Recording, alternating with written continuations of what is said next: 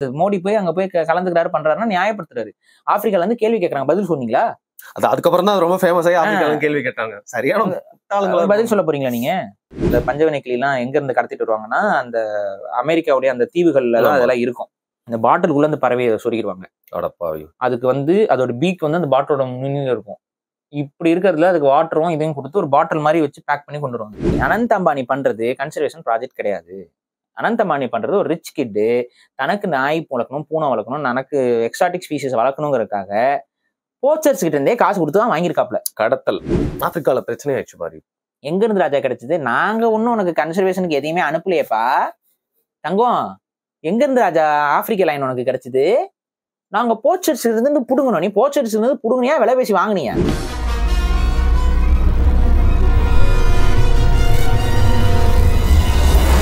வருண் டாக்ஸில் என்று Jurassic park படம் எல்லாமே வந்து பார்த்திருப்பீங்க. நான் சொல்றது ஃபர்ஸ்ட் பார்ட். அதுல வந்து டேவிட் அட்டன்பரோட பிரதர் ரிச்சர்ட் அட்டன்பரோ, அவர் தான் அந்த தாத்தா தொப்பி போட்டு ஒரு சின்ன குச்சியில அந்த ஃபாசில வச்சுட்டு எல்லாரையும் வரவேற்பாரு. ஜுராசிக் பார்க்னு அரசாங்கத்தோட அனுமதி வாங்கி ஒரு ஐலாண்ட்ல ஃபுல்லா வந்து டைனாசர்ஸா வந்து எல்லா விதமான டைனாசர்ஸையும் வந்து அழிவுல இருந்து திருப்பி மீட்டு வந்து வளர்த்துட்டு இருப்பாரு. எக்ஸ்டிங்ஷன்ல இருந்து திருப்பி மீட்டு உருவாக்கம் செய்வாரு. எனக்கு வந்து அந்த மாதிரி தான் வந்து ஒரு விஷயத்த பார்த்தா வந்து தோணுச்சு.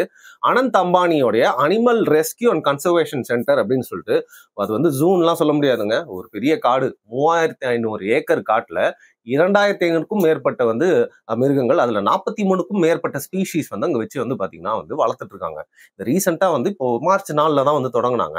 ஆனா ஒருத்தர் போயிட்டு அங்க போய் விசிட் அடிச்சுட்டு வந்தோன்னா நிறைய பேரோட கண்ணில் வந்து அது பட்டுச்சு. வேற யாருங்க, நம்ம பிரதமர் மோடி தான். அவர் அங்க போயிட்டு வந்து நம்ம இந்தியாவில தோன்ற மிருகங்கள் மட்டும் இல்லாம உலகத்துல இருக்க பல மிருகங்கள், அரிய வகை மிருகங்களுக்குலாம் வந்து போட்டோ எல்லாம் வந்து எடுத்திருந்தாரு.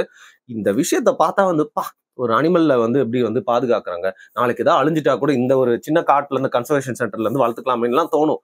ஆனா ஒரு விஷயத்த வந்து அந்த மாதிரி மட்டும் பார்க்க கூடாது. அதுக்கு பின்ன வந்து பல விஷயங்கள் இருக்கலான்ற சந்தேக கண்ணோட்டத்துல எனக்கு கியூரியாஸா இருக்கு அப்படிங்கறதுனால பாரி கிட்ட அவரோட கருத்து என்ன இதை பத்தி அப்படிங்கிறதான் கேட்டு தெரிஞ்சுக்க போறோம். வணக்கம் பாரி. வண்டாரா. ரொம்ப நாளா நான் பேசணும் அப்படின்னு நினைச்சிட்டு இருக்க டாபிக். ரொம்ப எனக்கு கியூரியாசிட்டின்னு சொல்றது மட்டும் இல்லாம சந்தேகம் எனக்கு அந்த மேல நிறைய இருக்கு. எப்படி ஒரு பணக்காரர் அப்படிங்கறதுனால அவரால் வந்து, ஏன் நம்ம பில்கேட்ஸை பத்தி நீங்க பேசும்போதே சொல்லுவீங்க, அவன் நிலத்தெல்லாம் வாங்கி போட்டுட்டு இருக்கான், விவசாயத்தை வந்து கையில் எடுக்கிறான்னு சொல்லிட்டு. அதே மாதிரிதான் வந்து இப்போ இந்த ஃப்ளோரா அண்ட் ஃபௌனான்னு சொல்லுவாங்க. அதுல ஃபௌனா அந்த மிருகங்களை வந்து ஒரு கட்டுக்குள்ள வச்சு ஏதோ பண்றாங்க அப்படிங்கிற மாதிரி எனக்கு தோணுது பாரி. இல்ல, அடிப்படை என்னன்னா, அனந்த் அம்பானியை பத்தி தெரிஞ்சவங்களுக்கும் அவரோட க்ளோஸ் கொலீக்ஸ் எல்லாருக்குமே சொல்ற விஷயம் என்னன்னா, he is an animal lover. தங்கிட்ட இல்லாத எக்ஸாட்டிக் ஸ்பீசஸ் எதுவுமே இருக்கக்கூடாதுங்கிறதுக்காக பல எக்ஸாட்டிக் பெட்ஸை வந்து அவர் ஆரம்பத்துல இருந்தே வாங்கி வளர்த்த ஒரு நபர் தான். அவர் சின்ன வயசுல இருந்தே எக்ஸாட்டிக் பேரட்ஸ்ல தொடங்கி எக்ஸாட்டிக் அனிமல்ஸ், அப்புறம் இந்த குட்டி குட்டி குரங்கு, அதுக்கப்புறம் நிறைய விதமான எக்ஸாட்டிக் ஸ்பீசியஸ் அனிமல்ஸ் வந்து அவர் சின்ன வயசுல இருந்தே வாங்கி வளர்த்துட்டு இருந்தாருங்கிறது அவரை பத்தி பேசுற நிறைய பேருக்கும் அவரோட ஃப்ரெண்ட் சர்க்கிள்ஸ் எல்லாருமே சொல்றதுலாம் அதுதான். ஸோ ஹீஸ் பேசிக்கலி ஒரு அனிமல் லவ்வர். அதனால அவர் எல்லாத்தையும் வாங்கி வளர்க்கணும், எல்லாரோட அதோட எல்லாம் பழகணுங்கிற ஒரு எண்ணம் கொண்ட ஒரு நபராக இருக்கிறார். அது வந்து ஒரு பிரச்சனைக்குரிய விஷயம் இல்லை. சரி, அவரோட வசதிக்கு அவர் வந்து ஒரு பெர்மிட்டட் அனிமல்ஸ் வந்து இப்ப இன்னைக்குமே நமக்கு வந்து நீங்க நினைச்சா வந்து சில பெர்மிட்டட் எக்ஸாட்டிக் பெட்ஸை வந்து நம்மளும் வாங்கலாம். லைக் எப்படி சொல்றது, இந்த இது இருக்குல்ல, அந்த இக்வானா இருக்கு, அதெல்லாம் ஒரு விதமான எக்ஸாட்டிக் பெட் தான். ஏன்னா இக்வானாவை நீங்க வளர்க்கலாம், பட் ஆனா நீங்க வெளியிலாம் விட்டுறக்கூடாது. வெளியிலாம் விட்டீங்கன்னா நம்மளோட ஈகோ சிஸ்டத்தை நாசம் பண்ணிடும். அதே போல பண்ணிடும், அது நமக்கு பெரிய பாதிப்பாயிரும். நம்ம ஊர்ல இருக்க லோக்கல் ஸ்பீஷியஸ்க்கு அது ஆபத்தா போயிடும். அது மரத்துல இருக்கனால அது பேர்ட் ஸ்பீஷியஸ் இதுக்கு எல்லாமே ப்ராப்ளமா போயிடும். ஏன்னா அது அக்ரெசிவான ஒரு லெசர்டும் கூட, ஸ்ட்ராங்கான ஒரு லெசர்டும் கூட. அது அவ்வளவு சீக்கிரம் சாகவும் சாகாது, ரொம்ப நாளைக்கு வாழக்கூடியது. அது உங்களுக்கு தெரியுமில்ல, அது வந்து இலைதலைகளை சாப்பிட்டு வாழக்கூடிய ஒரு லெசர்ட். நம்ம ஊர்ல அந்த மாதிரி லெசர்ட்ஸ் வந்து ரொம்ப கம்மியா தான் இருக்கு அந்த ஸ்பீஷியஸ்லாம். ஸோ இலைதலையை சாப்பிட்டு வாழக்கூடிய ஒரு உயிரினமா அது இருக்கு. அதெல்லாம் நிறைய பேர் வாங்கி வளர்க்குறாங்க, வீட்டுல வளர்க்குறாங்க, நமக்கு தெரிந்தவர்கள்லாம் கூட அதை வாங்கி வளர்க்குறாங்க, இனப்பெருக்கம் செய்யறாங்க.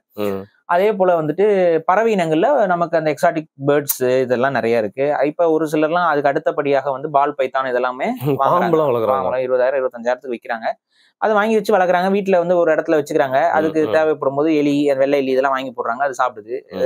பெரிய இந்த மாதிரியான பெட்ஸ்ல இருக்க பெரிய இஷ்யூ என்னன்னா, அதுக்கெல்லாம் லைஃப் ஃபீடிங் இந்த மாதிரிங்கிறதெல்லாம் கரெக்டா பண்ணும். இப்போ பாம்புக்கு வந்து நீங்க வேற எதுவும் பில்லட்ஸ் எல்லாம் வாயில ஊட்டி விட முடியாது.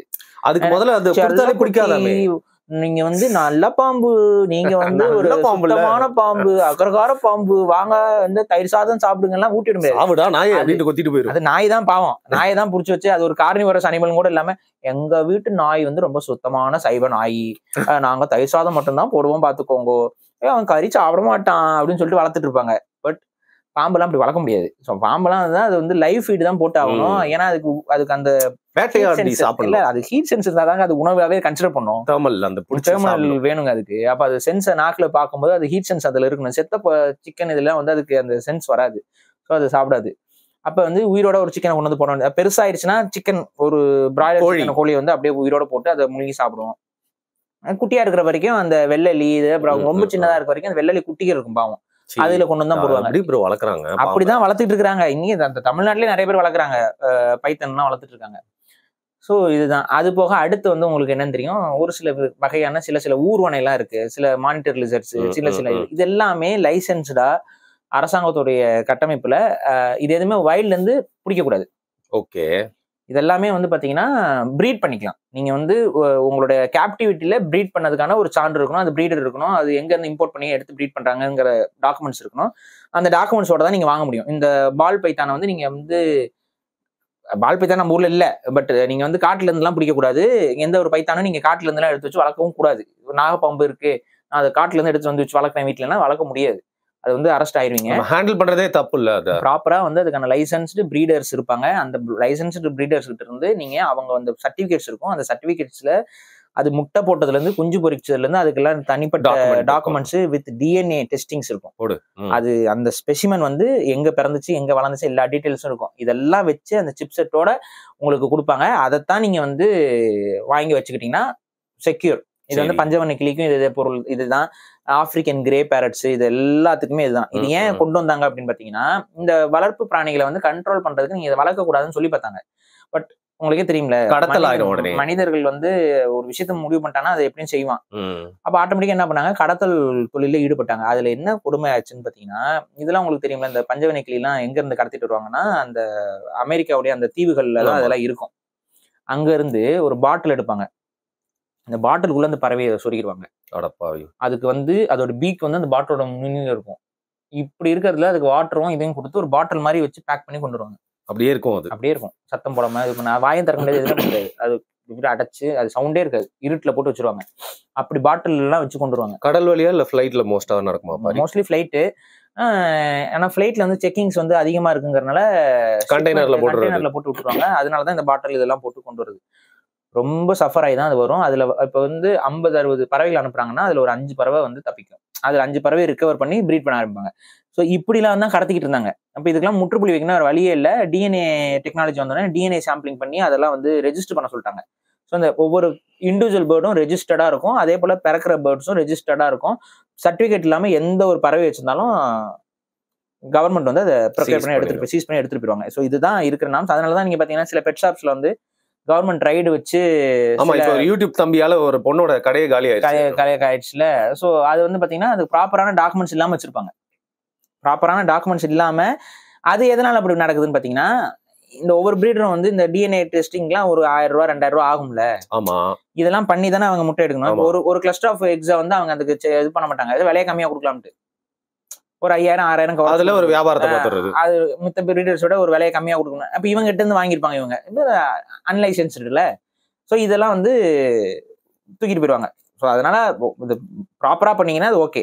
ஸோ இந்த மாதிரி வந்து எக்ஸாட்டிக் பெட்ஸுக்குன்னு ஒரு மார்க்கெட் இருக்கு, அதை விரும்பி வாங்குறவங்க இருக்கிறாங்க. இப்போ சுகர் கிளைடர்லாம் நிறைய பேர் வாங்க ஆரம்பிச்சிட்டாங்க. இது என்னது சுகர் கிளைடர்? உங்களுக்கு அந்த பறக்கக்கூடிய, அதாவது இரவு நேரத்துல இப்ப பறக்கும் அணில்னு வச்சுக்கோங்களேன். அது ஆனா வந்து பாத்தீங்கன்னா ஃபிளைங் ஸ்குரில் கிடையாது, அது ஒரு தனி ஸ்பீசியஸ். அது பேரு கிளைடர்னு. அது இதெல்லாம் வந்து காலையில போடுறது, இது இரவு நேர. அப்ப இது என்ன பண்ணோம்னா இது இப்படி பறந்து போகும். அதை வீட்டுல வச்சு வளர்க்குறாங்க.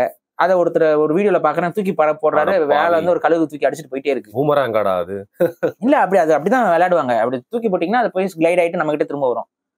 ஸோ அதை போடும்போது வள்ளூர் பார்த்துட்டு இருந்துச்சு, சர்ன்னு வந்து அடிச்சு தூக்கிடுச்சு. அதை என்ன ரெகுலரா பார்த்துட்டு இருக்கோம். இங்க வந்து எப்ப விளையாடுறியாடா, என்னைக்காவது நான் தூக்கலான்னு பார்த்துட்டோம், கரெக்ட் டைமிங் வந்து அடிச்சுட்டு போயிடும். அப்படி ஒரு ஹாரிஃபிக்கான ஒரு இன்சிடென்ட்டா இருக்கும் அது. ஸோ இந்த மாதிரியான உயிரினங்கள் நம்ம ஊர்ல இல்லாதது. இப்ப இதெல்லாம் வந்து நம்ம கேப்டிவிட்டில தப்பிச்சிருச்சு அப்படின்னா அது வந்து நம்ம ஈகோசிஸ்டத்தை பாதிக்கும்.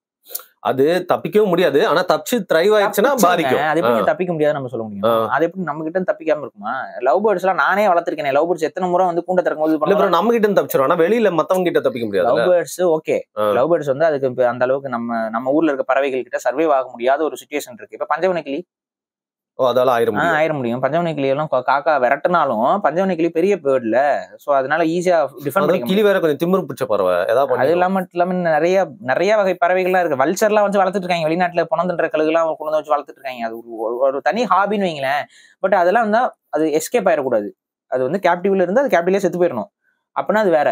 இப்ப நம்ம கிட்ட இந்த எஸ்கேப் ஆனதுல எவ்வளவு பெரிய ஈகோ பிரச்சனை நமக்கு ஓடிட்டு இருக்குது. For example tank cleaners. நம்ம சக்கர் கேட்டன் சொல்லுவாங்கல்ல, என்னங்க பண்றது? நானு என்னது அந்த டேங்க் கிளீனர் கொண்டு வந்தேன். அதை வந்து போட்டேன் என்னோட ஃபிஷ் டேங்க்ல. மத்த மீன் எல்லாம் வந்து அதை கூட சண்டை போட்டு வெளில குதிச்சிடுது. சரி என்ன பண்றதுன்னு தெரியாம ஒரு பவுலுக்குள்ள போட்டு வச்சிருக்கேன் ப்ரோ.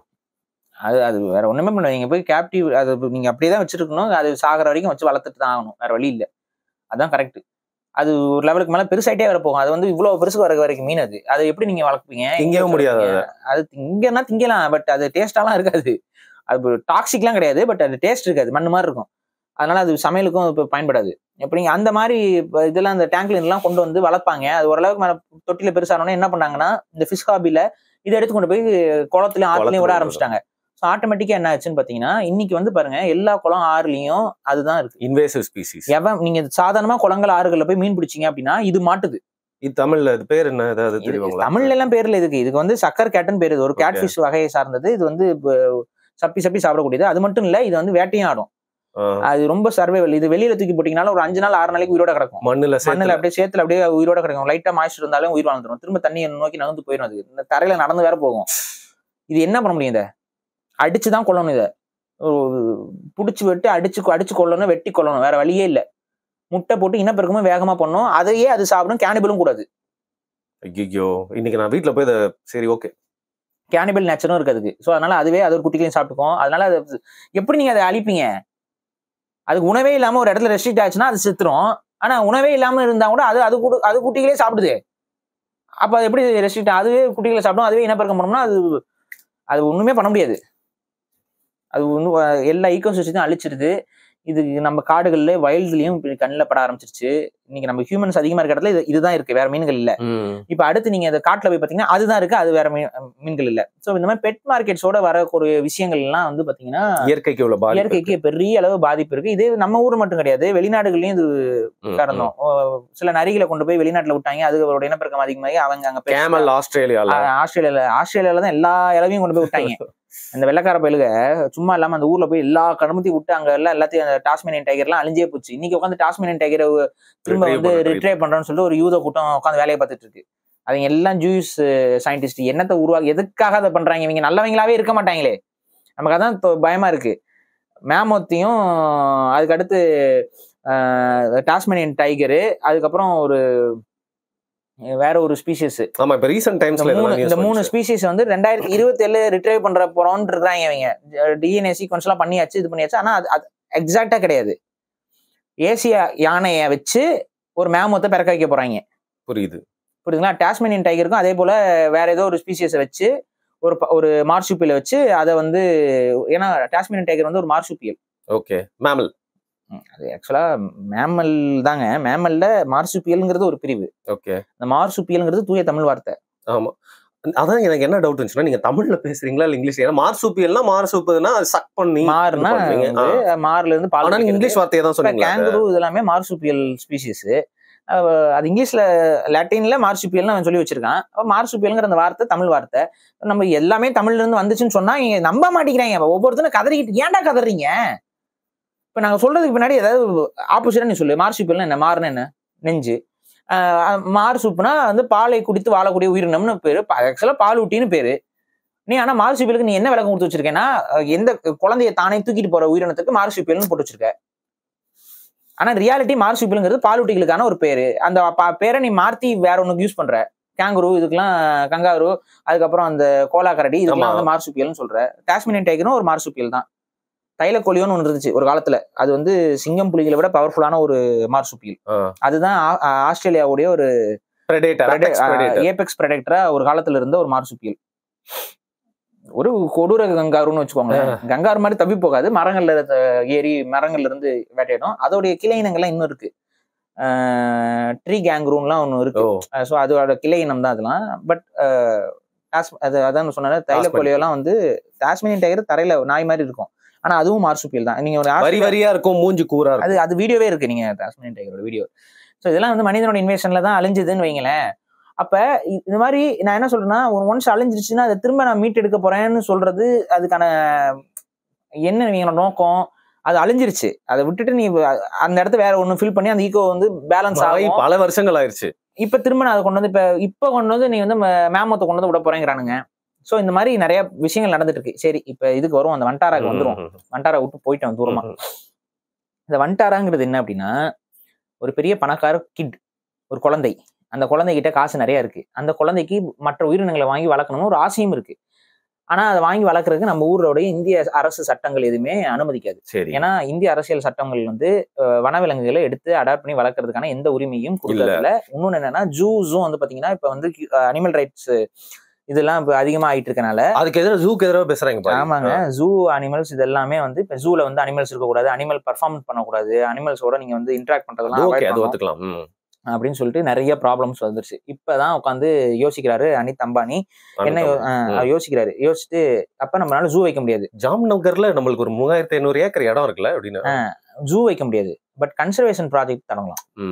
ஸோ கன்சர்வேஷன் ப்ராஜெக்ட் தொடங்கி நம்ம வந்து உயிரினங்களை பாதுகாக்கிறோம்னு சொல்லி அதன் மூலமாக ஒரு ஜூவை நம்ம ஒரு டூரிஸ்ட் ஸ்பாட் மூலமா வருமானத்தையும் எடுத்துக்கலாம். அது ஒரு பிரைவேட் ஜூன்னு பண்ணிக்கலாம். பெரிய பெரிய பணக்காரங்க மட்டும் போய் பார்க்குற மாதிரி வச்சுக்கலாம்.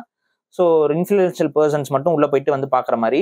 பட் நமக்கு நம்ம நினைச்ச எல்லா உயிரினத்தையும் வளர்த்துக்க முடியும் கன்சர்வேஷன் ப்ராஜெக்ட்ங்கிற பேர்ல. இதுக்கான பர்மிஷன் வாங்கு, போடு, லேண்டை போடு, ஆர்டிகல்ஸ் ரெடி பண்ணு. ஓகே சரி, இப்போ கன்சர்வேஷன் ப்ராஜெக்ட் பண்ணணும்னு நினைக்கக்கூடிய அம்பானியோடைய குடும்பம், நான் கேட்குற ஒரே ஒரு கேள்வி, நம்ம இந்தியன் ஸ்பீசிஸ் தான் நீ கன்சர்வ் பண்ணணும். கரெக்ட். ஏன்னா அதானே இந்த லேண்டுக்கு தேவைப்படும்.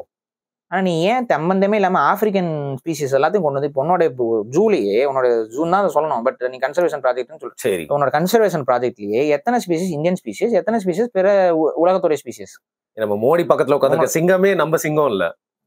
ஆப்பிரிக்கன் சிங்கத்தையும் சம்பந்தமே இல்லாம சைபீரியன் டைகர்ஸையும் நீ பாதுகாக்க வேண்டிய அவசியம் என்னப்பா? நீ பெங்கால் டைகரை பாதுகாக்கிறதுனா பரவாயில்ல. பெங்கால் டைகர் வந்து ஓரளவுக்கு கன்சர்வேஷன் ப்ராஜெக்ட்ல ஆல்ரெடி இந்தியால பாதுகாக்கப்பட்டுக்கிட்டு தான் இருக்கு. அது எங்க இருந்து நீ வந்து போச்சர்ஸ் எல்லாம் யாரும் வந்து பெங்கால் டைகரை தூக்குறது கிடையாது.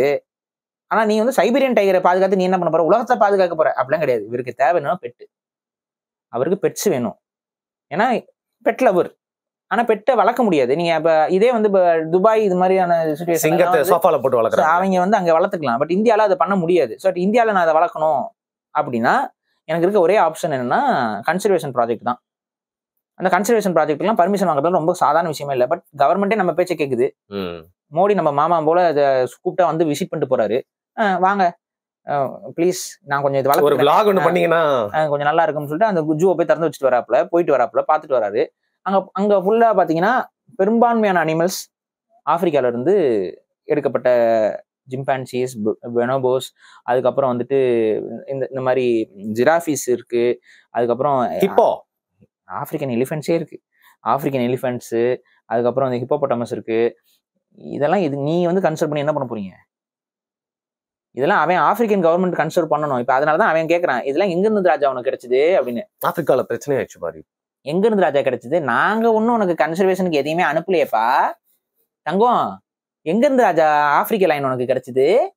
நாங்க போச்சர்ஸ் இருந்து புடுங்கணும். நீ போச்சர்ஸ் இருந்து புடுங்கனியா, விலை பேசி வாங்கினியா?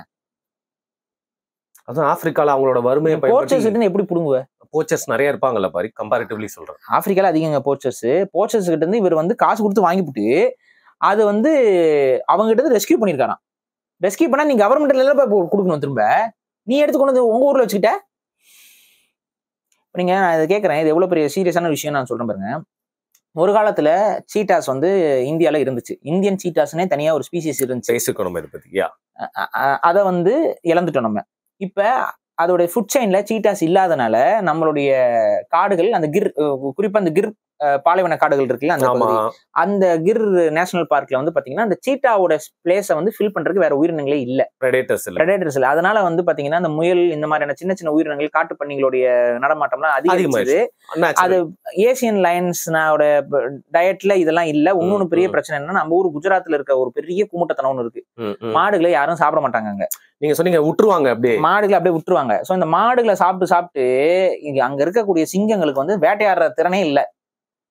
சர்டன் ஜென்ரேஷனா, அது சர்டன் ஜென்ரேஷன் சென்ஸ் ஒரு அவருக்கு எனக்கு தெரிஞ்ச ஒரு 100-150 வருஷமா அங்க வந்து இவங்க மாடுகளை வந்து காட்டுக்குள்ள ஓட்டி விட்டுறது. அதாவது நீங்க சொன்னீங்க அது வயசானா அதுக்கப்புறம் காட்டுக்குள்ள ஓட்டி விட்டுருவாங்க அப்படின்னு. அந்த வயசானா காட்டுக்குள்ள ஓட்டி, ஆக்சுவலான வயசானா வந்து அது தனியா ஏதாவது முகாம் மாதிரி வச்சு வளர்த்துட்டு இருந்தா அது வேற, அது சாணிக்காக இதுக்காக வளர்த்துட்டு இருந்தா அது வேற. இவங்க என்ன பண்றாங்க, அந்த கோசாலை மாதிரி வச்சு வளர்க்காம அது ஓட்டி விடுற பழக்கம் நிறைய பேருக்கு இருக்கு. அது காடு மாடுகள்ல இந்த மாடு போய் மேய்ஞ்சிட்டு கிடக்கும். இந்த வயசான மாடுகளுக்கு டிஃபென்ஸும் இல்ல, ஒன்னும் கிடையாது, அதுவே சாகிற கண்டிஷன்ல தான் இருக்கும், ரொம்ப வயசாகி கிடக்கும். அப்ப என்ன ஆகுதுன்னு பாத்தீங்கன்னா, இந்த சிங்கங்கள் வந்து அழகா அதுகளை பிடிச்சி சாப்பிட ஆரம்பிச்சு. Easy pray. இப்ப இதுகளை சாப்பிட ஆரம்பிச்சனால இதுகளுக்கு எதுக்குங்க ஏதாவது ஃப்ரீ ஃபுட் கிடைச்சிட்டே இருக்கு எப்ப பார்த்தாலும், எதுக்கு வந்து போயிட்டு சம்பந்தமே இல்லாம போய் வேட்டையாடிக்கிட்டு சாப்பிட்டு தெருவில் வாக்கிங் போகுது. அதுக்கு அந்த அக்ரஷன் போயிருச்சு, அதுக்கு அந்த வேட்டையாடுற தன்மை போயிருச்சு, ஓடுறதுல ஒபீஸ் ஆயிருச்சு சிங்கங்கள். அது வாட்டு அப்படியே அழகா படுத்து தூங்குறது, எந்திரிக்கிறது, போய் ஏதாவது மாடு வந்துச்சுன்னா போய் பிடிச்சி இந்த வா பக்கத்துல வா சாப்பிட்றேன் அப்படி இப்படிதான் பண்ணிட்டு இருக்கு. ஸோ இதனால வந்து அந்த ஸ்பீசிஸோட கண்டினியூட்டம் வந்து அடி வாங்க ஆரம்பிச்சிருச்சு. ஏன்னா சொல்லிக் கொடுக்குறதுக்கு அப்பா அம்மா சிங்கத்துக்கே வேட்டையாட தெரியலன்னா குழந்தை சிங்கம் எங்க வேட்டையாட கத்துக்கும். ஸோ இந்தியன் சீட்டா இல்லாததுனால, இந்தியன் சீட்டாஸ் இல்ல, அந்த ஒரு பிரெடேட்டரி நேச்சர் வந்து பெரிய அளவுக்கு இம்பேலன்ஸ் ஆகிட்டு இருக்கு. ஸோ இதுல என்ன பிளான் பண்றாங்கன்னா, நம்ம இதை சரி செய்யணும் அப்படின்னா ஒரு காம்படிட்டர் வேணும் சிங்கத்துக்கு, ஒரு காம்படிஷன் உள்ள வரணும். அந்த காம்படிஷனா சிறுத்தை இருக்கலாம். சிறுத்தை இருந்துச்சுங்க, அப்ப அந்த சிறுத்தை நம்ம கிட்ட இல்ல, இப்ப அழிஞ்சிருச்சு. இந்தியன் சீட்டாஸே இல்ல, அப்ப அதை திரும்ப மீட்கணும் என்ன வேணும், வேற வழியில அதோட க்ளோஸ் ரிலேட்டிவா இருக்கக்கூடிய ஆப்பிரிக்கன் சீட்டாஸ்ல நிறைய சப்ஸ்பீசிஸ் இருக்கு. அந்த சப்ஸ்பீசிஸ்ல ஒரு ஸ்பீசிஸ் வந்து ஏசியன் சீட்டாஸோட ரொம்ப நெருக்கம். அதுல இருந்து ஒரு பிரீடிங் பேரை கொண்டு வந்தாங்க. அது இப்ப என்னாச்சுன்னு எளவு தெரியல நமக்கு, ஒன்னும் அது கொஞ்சம் செத்து போச்சு, சிலதெல்லாம் கொஞ்சம் அது என்னன்னு தெரியல நமக்கு, அது ஒழுங்கா பாத்துக்கல நம்ம ஊர்ல.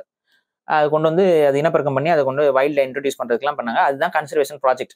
அந்த கன்சர்வேஷன் ப்ராஜெக்ட் பாதுகாக்கணும், அது அழிஞ்சு போனதுக்கு அப்புறம் இன்ட்ரோடியூஸ் பண்றது, ரீஹாபிலிட்டேஷன் என்ன சொல்லுவாங்க, அந்த ப்ராஜெக்ட் அவங்க பண்றாங்க. அதுவும் சக்சஸ்ஃபுல்லா ஆகல. இப்ப கவர்மெண்ட் பண்ண வேண்டிய இந்த வேலைய கவர்மெண்ட் அது மாதிரி வாங்கும் பொழுது அந்த அரசாங்கத்தோட ஒப்பந்தம் போடணும். அந்த ஒப்பந்தத்தின் அடிப்படையில சீட்டாஸை இவங்க வாங்குவாங்க. அந்த சீட்டாஸுக்கு பதிலா நீ எனக்கு என்ன தரேன்னு அவங்க கேட்பாங்க. இவங்க ஏதாவது சில பெனிஃபிட்ஸோ இல்ல காசோ பணத்தை கொடுப்பாங்க, எக்ஸ்சேஞ்ச் பண்ணுவாங்க. அதன் மூலியமா ஒரு நட்பு, 2 நாடுகள் நட்பு. அந்த சீட்டாஸை வந்து இங்க இந்தியாவில இறங்கினோடனே அதை போய் முதல்ல போய் பார்த்ததே மோடி தான் பார்த்து அவர் தான் இன்ட்ரோடியூஸ் பண்ணாரு. அதை திறந்து விட்டு இன்ட்ரோடியூஸ் பண்ற இடத்துல அவர் இருந்தாரு, நீங்க கவனிச்சிருப்பீங்க. அப்பதான் நம்ம பேசணுமும் கூட, அது சரியா தப்பான்னு பேசிருப்போம், நம்ம சரின்னு தான் பேசிருப்போம். ஓகே, அது ஏன்னா அந்த சைனை வந்து பேலன்ஸ் பண்றதுக்கு வேற வழி இல்லாம பண்றாங்க. இதுதான் கன்சர்வேஷன் ப்ராஜெக்ட். ஆனா பேர் என்ன, அனந்த் அம்பானி. அனந்த் அம்பானி பண்றது கன்சர்வேஷன் ப்ராஜெக்ட் கிடையாது. அனந்த் அம்பானி பண்றது ஒரு ரிச் கிட்டு, தனக்கு நாய் வளர்க்கணும், பூனை வளர்க்கணும், தனக்கு எக்ஸாட்டிக் ஸ்பீசிஸ் வளர்க்கணுங்கிறதுக்காக போச்சர்ஸ் கிட்ட இருந்தே காசு கொடுத்து தான் வாங்கியிருக்காப்ல. கடத்தல் அங்க இருந்து அவங்க ஊருக்குள்ள நிம்மதியா வாழ்ந்துட்டு இருக்க சிங்கக்குட்டிகளையும் புலிக்குட்டிகளையும் போய் கடத்திட்டு வந்து இங்க வச்சு வளர்க்குறாப்ல. இது வந்து இன்னைக்கு எப்படி இஷ்யூ ஆகுதுன்னு பாத்தீங்கன்னா, ஆப்பிரிக்கன் கவர்மெண்ட்ல இருந்து சில கேள்விகள் கேட்டிருக்காங்க. ஏன்னா எங்க கிட்ட எந்த ஒப்பந்தமும் போடல, எங்க கிட்ட எந்த பர்மிஷன் வாங்கல, எப்படி நீ ஆப்பிரிக்கன் லைன் உனக்கு எப்படி போச்சு? சரியான பதில் இல்ல இந்த சைட்ல இருந்து. என்ன உன்னால பண்ண முடியும் அப்படின்னு இருக்காங்க. ஏன்னா ஆப்பிரிக்கன் தானே, ஆப்பிரிக்கன் கண்ட்ரிஸ் தானே அப்படின்னு சொல்லிட்டு உங்களுக்கு அப்ரூவல் கொடுக்கறதுக்கு நம்மளும் வந்து ஒரு விளாக் பண்ணிட்டு போயிட்டாரு. எங்க விருப்பம்டா, நாங்க வளர்ப்போம்டான்னு பண்றாங்க. பட் இது இம்மாரல். 2வது, அது தேவையும் இல்லை. நீங்க ஆசிய யானைகளை பாதுகாக்க வேண்டிய தேவை உங்களுக்கு இருக்கு, ஆப்பிரிக்க யானைகளை பாதுகாக்க வேண்டிய தேவை ஆப்பிரிக்காவுக்கு இருக்கு. உங்களுக்கு இது தேவை கிடையாது. அது அவங்க கவர்மெண்ட் பிளான் பண்ணும், அவங்க கன்சர்வேஷன் ப்ராஜெக்ட் பண்ணுவாங்க. அதுக்கு உங்களுக்கு சந்தோஷம்னா போய் காசு கொடுங்க. எனக்கு தெரிஞ்ச வந்து ஆப்பிரிக்காவில் இருக்கக்கூடிய நபர்கள் வந்து அந்த கன்சர்வேஷன் ப்ராஜெக்ட்லாம் இருக்கு. நானே ஃபாலோ பண்றேன் சில கன்சர்வேஷன் ப்ராஜெக்ட், அவங்களோட இதை பேஜஸ் எல்லாம் ஃபாலோ பண்றேன். அவங்க எல்லாம் என்ன பண்றாங்கன்னு நமக்கு தெரியும். அது மாதிரி நீங்க வந்து அவங்களுக்கு ஏதாவது டொனேட் பண்ணுங்க. அவங்க எல்லாம் ஓப்பன் டொனேஷன் கேட்டுட்டு இருக்காங்க. நீங்க ஒரு பல கோடிகளை டொனேட் பண்ண வேண்டியதானே, டொனேட் பண்ணி பாதுகாக்க சொல்லுவாங்க. நீங்களும் போய் விசிட் எல்லாம் பண்ணிட்டு வரலாம், தப்பு கிடையாது. ஆனா அதை நீங்க பண்ணல. உங்ககிட்ட அது கலெக்ஷன். இது என்னன்னா, இந்த பெட் இது வளர்க்குறவங்ககிட்ட ஒரு செட் ஆஃப் பீப்புள் இருக்காங்க. இப்ப எனக்குலாம் அப்படி கிடையாது. நான் வந்து ஒரு விஷயத்தை தெரிஞ்சுக்கணுங்கிறதுக்காக அந்த உயிரினங்களோட பழகுவேன், வளர்ப்பேன், அது தெரிஞ்சுக்குவேன். அதோட சிலர் வந்து என்ன பாத்தீங்கன்னா இந்த கலெக்ஷன் சொல்லுவாங்க. இல்ல அது ஒரு உளவியல் இருக்கு. அது நான் யார்கிட்ட பாத்துருக்கேன்னா பெரிய பணக்காரங்க கிட்ட தான் அதை பாத்திருக்கேன். அவங்க என்ன பண்ணுவாங்கன்னா, இதை நான் வளர்க்கணும், அதை நான் வளர்க்கணும், இதை நான் செய்வேன், அதை செய்வேன், இதை செய்வேன், அதை செய்வேன். ரொம்ப காஸ்ட்லியான விஷயத்த கூட நம்மளாம் யோசிப்போம், இவ்வளவு காஸ்ட்லியா போட்டு அதை வாங்குறதுக்கு ஒண்ணுமே இல்லையா அதுல. ஆனா அவனுக்கு அது வேற மைண்ட் செட்ல இருக்கும் பாரு. அவங்களுக்கு வந்து அதுல வந்து நான் இதெல்லாம் வச்சிருக்கேன், இதெல்லாம் நான் வச்சு வளர்க்குறேன். அவங்க தேல் வாங்குவாங்க, அவங்க வந்து ஸ்பைடர்ஸ் எடுத்துட்டு வருவாங்க. இதெல்லாம் வந்து அது ரொம்ப நாளா அவங்க கூட வாழாது, சீக்கிரம் செத்தும் போயிடும். அதுக்கு வந்து பல ஆயிரங்கள் பல லட்சங்கள்லாம் போட்டுலாம் வாங்கிட்டு வருவாங்க, கலெக்டிவ்ஸ் அப்படின்னு சொல்லி. அது செத்ததுக்கு அப்புறம் கூட அதை வந்து ஸ்டஃப் பண்ணி இது பண்ணி அதை பதப்படுத்தி வச்சுக்குவாங்க. ஜமீன்தார்லாம் அந்த சிங்கம் அதை வச்சு வளர்த்தேன், இதை நான் வளர்த்தேன் அப்படின்னு சொல்லிட்டு. இது வந்து ஒரு ஆதிக்கத்துறை மென்டாலிட்டி. இந்த மென்டாலிட்டியோட தான் இவர் செயல்படுறாருன்னு நமக்கு சொல்றோம். அதோட வெளிப்பாடு தான், அதோட வெளிப்பாடு தான் இது. கன்சர்வேஷனுக்கு இதுக்கு சம்மந்தம் கிடையாது. கன்சர்வேஷன் தான் நம்ம ஊர் ஸ்பீசிஸ் தான் பண்ணணும். நீங்க பண்றது எல்லாம் முழுக்க வந்து பாத்தீங்கன்னா அதோட அங்க நம்ம ஊர் ஸ்பீசிஸும் இருக்கு. பட் த ரேஷியோ பாதிக்கு மேல மத்த எக்ஸாட்டிக் பேர்ட்ஸ் என்ன அதெல்லாம் கன்சர்வ் பண்ணி என்ன பண்ண போறீங்க? அதெல்லாம் நீங்க எதுக்கு பண்ணிட்டு இருக்கீங்க? அது ஏன் இங்க பண்றீங்க? அதுக்கும் இது நம்மளுடைய சூழலுக்குமே சம்பந்தம் இல்லையே. நீங்க வந்து அவர்கிட்ட வந்து பாத்தீங்கன்னா ஸ்னோ லெப்பர்ட் இருக்குது. ஸ்னோ லெப்பர்ட் வந்து இமயமலை இருக்க வேண்டியது. நீங்க ஆனா அதை கொண்டு வந்து வந்தாரால இருந்து வச்சிருக்கீங்க. அதுக்கு குளிரூட்டப்பட்ட அதுக்கு ஒரு தனியா ஒரு ஏசி ஃபெசிலிட்டிஸ். அப்ப நீங்க சொல்ற மாதிரி ஒரு பெட் வளர்க்குற ஒரு மென்டாலிட்டியான டாய் மாதிரி அதைத்தாங்க பண்றாரு. ஆனா அதை டைரக்டா பண்ண முடியாதுங்க. அப்படி பண்றதுக்கு அனுமதியே கிடையாதுங்க. இப்ப ஜூக்கு இப்ப அனுமதிகள் கிடைக்கிறது கிடையாது. ஆல்ரெடி இருக்க ஜூ எல்லாம் டீகமிஷன் மூடி நிறைய ஜூஸ் மூடப்பட்டுருச்சு. இப்போதைக்கு நீங்க பாக்குறது எல்லாமே வந்து பாத்தீங்கன்னா கன்சர்வேஷன் ப்ராஜெக்ட். இப்ப நீங்க கிண்டியில இருக்கிறது ஜூவா கிடையாது. கிண்டி நேஷனல் பார்க். அது வந்து உங்களுக்கு வந்து முழுக்க முதலைகளுக்கான கன்சர்வ் ஏரியாவா இருக்கு. ஸ்னேக் பார்க்குங்கிறீங்க. அது என்ன ஸ்னேக் வளர்த்துட்டு இருக்காங்களா? Snake conservation project. அது அங்க வந்து பிரீட் பண்ணி காட்டுக்குள்ள போய் ரீஹாபிலிட்டேஷன் பண்ணிட்டு இருப்பாங்க. அந்த மாதிரியான விஷயங்கள் மட்டும் தான் இப்போதைக்கு ஜூவாவே கண்டினியூ ஆயிட்டு இருக்கு. இப்ப நீங்க வண்டலூர் ஜூ இருக்குல்ல, அது ஆக்சுவலா Vandalur zoo is a zoo. ஆனா இப்ப அது கன்சர்வேஷன் ப்ராஜெக்டா மாறும். இல்லைன்னா அது எனக்கு தெரிஞ்சு மோஸ்ட்லி அவங்க ரிமூவ் பண்றதுக்கு தான் பாப்பாங்க. ஜூ போயிருமா ப்ரோ? பிளான்ல இருக்கு. அது அவங்க தூக்குறதுக்கு லார்ஜஸ்ட் ஜூ ப்ரோ. அதை தூக்குறதுக்கு பிளான் பண்ணிட்டு இருக்காங்க. ஆல்ரெடி நடக்குது. அதுக்கான ப்ரொபோசல்ஸ்லாம் வந்துட்டு தான் இருக்கு. பட் தமிழக அரசு ஒரு அது இல்லாம எம்ஜிஆர் வந்து அது ரொம்ப அக்கறை எடுத்து பண்ணாருங்கிறனால அது ஒரு ஏடிஎம்கே கவர்மெண்ட் அதை செய்யாது. பட் டிஎம்கே கவர்மெண்ட் அதுல பிளான்ல இருக்கு. அது தூக்குற பிளான்ல தான் இருக்கிறாங்க. அதுக்கான டிஸ்கஷன்லாம் போயிட்டு தான் இருக்கு அடிக்கடி. பட் ஆனா அது ஒரு சென்னை அப்படின்னா வண்டலூர் ஜூ அப்படிங்கிறது ஒரு மாதிரி குழந்தைகளுக்கு எல்லாம் மைண்ட்ல பதிஞ்சிருக்கு. பட் ஆனா இட்ஸ் எ ஜூ. அது கன்சர்வேஷன் ப்ராஜெக்டா இல்ல. பட் அதையும் கன்சர்வேஷன் ப்ராஜெக்டா காட்டித்தான் அவங்களால அந்த இதை கண்டினியூ பண்ண முடியும் இனிமேது. அப்ப இவங்க வண்டாராவையும் வந்து கன்சர்வேஷன் ப்ராஜெக்ட்னு சொல்லிக்கிட்டு எல்லா எக்ஸாட்டிக் ஸ்பீசிஸ், எல்லா எக்ஸாட்டிக் பேர்ட்ஸ் அங்க நீங்க கண்ணு முன்னாடி பாக்குறது சில பெரிய உயிரினங்களுங்க. சில ரொம்ப rarest of the rarest species, குட்டி குரங்குங்க, அந்த தம் அளவு குரங்குங்க, எல்லா குரங்கு வகைகள் ரொம்ப ரேரஸ்ட் ஆஃப் த ஸ்பீசிஸ் எல்லாம் கொண்டு வந்து அவங்க கடத்தி வச்சிருக்காங்க. அது கடத்தி தான் வச்சிருக்காங்க. இப்ப கேள்வி என்னன்னா, அது கடத்தப்பட்டது என்ன முறையில? ஏன்னா ஃபிளைட்ல தான் வரணும், இந்தியன் ஏர்போர்ட்ஸ் மூலியமா தான் வரணும். எப்படி சொல்லிலாம் அதை கொண்டு வந்தாங்க? போர்ட் இருக்குது. நெக்ஸ்ட் இதெல்லாம் நிறைய இதுக்கு பின்னாடி பெரிய ஸ்கேம் இருக்கலாம். இதுக்கு பின்னாடி பெரிய ஊழல் விஷயங்கள் இருக்கலாம். இதுக்கு பின்னாடி கவர்மெண்ட்டே வளைக்கக்கூடிய ஒரு பணம் படைத்தவர் நினைச்சா கவர்மெண்ட்டே வளைச்சு அவருக்கு தேவையானதை சாதிச்சுக்க முடியுங்கிற ஒரு சூழல் இருக்கலாம். எனக்கு கேள்விப்பட்ட விதத்துல என்னன்னா, கல்யாண அலங்காரம் பண்ணி ஆப்பிரிக்க யானைகள் கடத்தப்பட்டதாகலாம் கேள்விப்பட்டேன். பூனைகளாக சொல்லப்பட்டு சிங்கக்குட்டிகள் கடத்தப்பட்டதாக கேள்விப்பட்டேன். சில ஓநாய் வகைகள் நாய் என்று சொல்லி, ஹஸ்கி என்று சொல்லி எல்லாம் கடத்தப்பட்டது வாய்ப்பு இருக்கு. இதெல்லாம் நடந்திருக்கு. இதுக்கு மேல வந்து அதிகாரிகளுக்கு தெரியாமலாம் கிடையாது. இது நடந்ததெல்லாம் எல்லா அதிகாரிகளுக்கும் தெரியாமலாம் இல்ல. அதுவும் வந்து நீங்க வந்து இந்த மாதிரி எல்லாம் கடத்திட்டு வரும்போது அபிஷியல்ஸுக்கு தெரியாம இது நடக்க வாய்ப்பே இல்லை. யாருக்கு தெரியும்? சென்னை போர்ட் மூலியமா கூட போயிருக்கலாம். பல விஷயங்கள் நடந்திருக்குது. ஸோ இது என்னன்னா, இது ஒரு ஆபத்தான ஒரு விஷயம். ஒரு தனிநபர் இவ்வளவு பவர் படிச்சு நான் செய்யறதா சரின்ட்டு அவரோட இஷ்டத்துக்கு இதெல்லாம் பண்றாரு. அதுக்கு இந்த கவர்மெண்ட் வளைஞ்சு கொடுக்குது அப்படின்னா ரொம்ப சரியான ஒரு விஷயமா இல்ல. மித்தபடி எனக்கு ஒரு கன்சர்வேஷன் ப்ராஜெக்ட் அப்படிங்கிறது, அந்த கன்சர்வேஷன் ப்ராஜெக்ட் அவங்க ப்ராப்பரா பண்றாங்களா இல்லையாங்கிறதுலாம் அது அடுத்த கட்ட விஷயம். ஏன்னா இப்பதான் ஸ்டார்ட் பண்ணிருக்காங்க. ஸோ அதுக்கப்புறம் நீங்க எத்தனை யானை குட்டியை பிறக்க வச்சு யானை குட்டியை கொண்டு போய் ஆப்பிரிக்கால கொடுக்க போறீங்கிறதுலாம் அடுத்த கட்ட விஷயங்கள். பட் என்னோட பார்வைக்கு இது வந்து ஒரு இல்லீகலான ஒரு போச்சிங் ஆக்டிவிட்டியா தான் எனக்கு படுகிறது. போச்சர்ஸ் கிட்ட இருந்து இவங்க காசு கொடுத்து இந்த விஷயங்கள் எல்லாம் வாங்கியிருக்காங்கிற மாதிரி தான் தோணுது. கடைசியா ஒரு விஷயம் சொல்லுங்க. இப்போ நெல்லுலாம் வந்து பாத்தீங்கன்னா நிறைய பேர் பேட்டன் ரைட்ஸ் வாங்கி வச்சுட்டாங்கன்னு சொல்றாங்க. நம்ம தமிழ்நாட்டுல தோன்றிய நம்ம தமிழர்கள்லாம் வந்து நிறைய விஷயங்கள் நிறைய நாள் ஆராய்ச்சி பண்ணி வென்றெடுத்த அந்த நிறைய நெற்களே வந்து இப்போ வியட்நாம்லயோ ஏதோ ஒரு இடத்துல வந்து பாத்தீங்கன்னா ஒரு இடத்துல வச்சிருக்காங்க பேட்டன்ட். அது கூட பாத்தீங்கன்னா நெல் ஜெயராமன்லாம் வந்து நிறைய விஷயங்கள் மட்டும்தாங்க. ஸோ அது எப்படி தவறோ அதே மாதிரி ஃபியூச்சர்ல இப்போ வந்து கொஞ்சம் கொஞ்சமா உலகம் அப்படிங்கிறது இயற்கைங்கிறது அழிஞ்சிட்டே தான் வருது. அது நம்ம நாடுன்னு மட்டும் இல்லாம எல்லாமே தான். அப்படி இருக்கிறப்போ நாளைக்கு ரீஇன்ட்ரடியூஸ் பண்றதுக்கு ஒவ்வொரு கவர்மெண்ட்டுக்கும் தேவைப்பட்டா நம்மளோட கால சூழ்நிலைக்கு அது வந்து ரொம்ப முக்கியம். அப்படிங்கறதுனால என்கிட்ட தான் அது இருக்கு அப்படிங்கிற ஒரு பவர்ல அது வேற மாதிரியான ஒரு வியாபாரத்துக்கான அடித்தளமாவும் இது வந்து எனக்கு தோணுது. அதுக்கு அடுத்த கட்ட சிந்தனையாக அது இருக்கலாம். ஓகே, புரியுதுங்களா? ஏன்னா ஒரு ஈகோ சிஸ்டத்தை நான் பேலன்ஸ் பண்றோம் அப்படிங்கிற போது இதெல்லாம் என்கிட்ட இருக்கு. இப்போ வந்து காட்டுல சிங்கங்கள் அழிஞ்சுக்கிட்டே இருக்கு, கன்சர்வேஷன் ப்ராஜெக்ட் எங்க பண்ண முடியல, எங்ககிட்ட அந்த கன்சர்வேஷன் ப்ராஜெக்ட் இருக்கு, நீ வாங்கிக்கோ, எங்ககிட்ட இருந்து குட்டிகளை வாங்கிட்டு நீ வந்து இன்ட்ரடியூஸ் பண்ணுங்க, என்ன பண்ண முடியும்? அது ஒரு பெரிய பவர் அட்டைன் பண்ற மாதிரியான விஷயம் இல்லையா? கன்சர்வேஷன் ப்ராஜெக்ட்டுக்கு இந்த மாதிரி உள்ள இண்டிவிஜுவல் பிளேயர்ஸ் உள்ள போறது கவர்மெண்ட் வந்து கண்ட்ரோல் பண்ணணும். இண்டிவிஜுவல் பிளேயர்ஸ் இந்த மாதிரி வியாபாரிகள் உள்ள போயிட்டு உள்ள மூக்க நுழைக்கிறது சரிப்பட்டு வராது. சரி, இப்போ அதேதான். ஏன்னா இது என்ன ஆகும்னா ரொம்ப சிம்பிள். அப்ப வந்து என்னன்னா, இப்போ கையில காசு இருந்துச்சுன்னா ஆளாளுக்கு ஒருத்தன் புலி வளர்க்கலாம், சிங்கம் வளர்க்கலாம்னு ஆரம்பிச்சிருவான். கரெக்டா?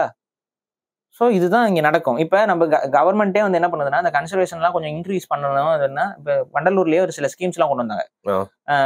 நீங்க தத்தெடுத்துக்கலாம் அப்படின்னு சொல்லி ஒரு ஸ்கீம் கொண்டு வந்தாங்க. அப்ப என்ன பண்ணா, ஒரு புலியோ ஒரு புலிக்குட்டியோ நீங்க தத்தெடுத்துக்கலாம். தத்தெடுத்துக்கிட்டு அதுக்கு ஆகிற செலவு வந்து நீங்க செய்யலாம். ஒரு சில பெரிய நடிகர்கள்லாம் சிங்கம் புலிகள்லாம் தத்தெடுத்திருக்காங்க. அதுகளோட கொஞ்சம் குழந்தைகளை எல்லாம் அனுப்பி அவங்க போட்டோஸ் எடுத்துக்குவாங்க, இந்த மாதிரி விளையாண்டுக்குவாங்க. பட் இது வந்து அது ஒரு பெட் அனிமல் மாதிரி தானே ஆயிடுது. அது கன்சர்வேஷனே கிடையாது. அது நீங்க வேணா அந்த சிங்கம்ங்கிற உயிரினம் வாழும். அது சிங்கம்ங்கிறது என்னங்க? ஒரு நல்ல பெரிய ஒரு பூனை வித் பெடரி மடி, அதுதான் சிங்கமா? கிடையாதுல்ல. சிங்கம்ங்கிறது அதோட லைஃப்ல இருக்கணும்ல, அதோடைய எசன்ஸ்ல இருக்கணும்ல. அது வேட்டையாடணும், அது வந்து ஒரு தன்னோட கூட்டத்தை பாதுகாக்கணும், அதோடைய இது அடுத்த ஜென்ரேஷனை கடத்துற தேவை இருக்கணும், வேற ஒரு ஆண் சிங்கத்தோட சண்டை போடணும், பாதுகாக்கணும். அதோட லைஃப் ஸ்டைல்னு ஒன்று இருக்குல்ல, அது காட்டுல அது வேலையை பண்ணிட்டு இருந்தா தான் அதோடைய பிரசன்ஸ்க்கு ஒரு வேல்யூ இருக்கு. அதை கொண்டு வந்து வீட்டுல இருந்து உட்கார வச்சுட்டு நம்ம தடவை கொடுத்துட்டு ஜிஜு புஜுன்னு கொஞ்சிட்டு இருக்குன்னா அது ஓகே, எனக்கு தான் பிடிக்காதுலாம் சொல்லல. பட் அது வந்து ஒரு இண்டிவிஜுவல்னால அது பண்ற மாதிரி ஒரு சிச்சுவேஷன் கவர்மெண்ட்ல இருக்கக்கூடாது. Okay fine. சோ நீங்க நம்ம அவர் பண்றனா எல்லாரும் பண்ற மாதிரி சொல்லிடுங்க. எல்லாரும் வாங்கி வளர்த்துக்கலாம்னு சொல்லுங்க. அவருக்கு ஒரு நியாயம், எனக்கு ஒரு நியாயம் இருக்கக்கூடாது. இப்ப எங்களுக்கு தான் ஆசை இருக்குது, அப்ப நாங்க வாங்க முடியுமா? வாங்க முடியாது. ஆனா அம்பானி மகன் நினைச்சா வாங்க முடியும், நீ நினைச்சா வாங்க முடியாதுன்னு இருக்கக்கூடாது. எல்லாரும் வாங்கினா வாங்கிக்க, ஓகே. அப்ப என்ன ஆகும்னா, இப்போ சிங்கம் புலிலாம் நிறைய பேர் ப்ரீட் பண்ண ஆரம்பிச்சிடாங்க, நிறைய வர ஆரம்பிச்சிடும்.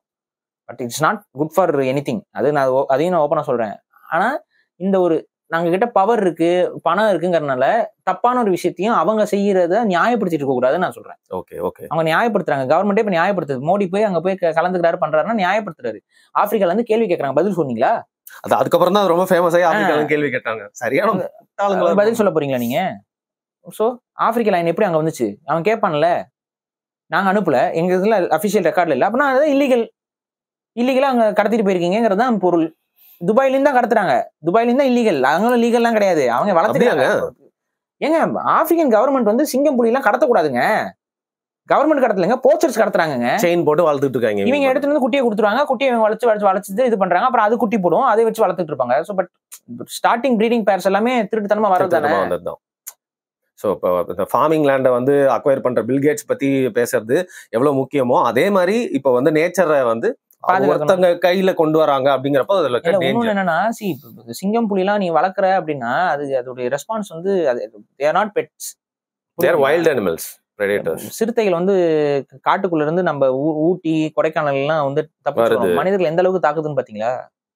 ஸோ சிங்கங்களும் அந்த பொட்டன்ஷியல் இருக்குது, புலிக்கும் அந்த பொட்டன்ஷியல் இருக்கு. நீங்க என்னதான் பெட்டா வளர்த்தீங்கன்னா அது மேபி அது உங்களுக்கு பெட்டா இருக்கலாம். சப்போஸ் இன்கேஸ் வேற யாராவது வரும்போது அவங்களை ஹார்ம் பண்ணிடுச்சுன்னா, அவங்களை கொண்டுருச்சுன்னா என்ன பண்றது? நீ நாய்க்கு 1000 சட்டம் கொண்டு வரியா இல்லையா? இப்ப நாய் வந்து மனிதனோட வளர்ந்த ஒரு டொமஸ்டிகேட்டட் அனிமல், அதுக்கே நீங்க 1000 சட்டத்தை கொண்டு வந்து இந்த நாய் வளர்க்கக்கூடாது, அந்த நாய் வளர்க்கக்கூடாதுன்னு கவர்மெண்ட் வந்து ரெஸ்ட்ரிக்ட் பண்ணிட்டு இருக்கு காமன் பீப்புளை.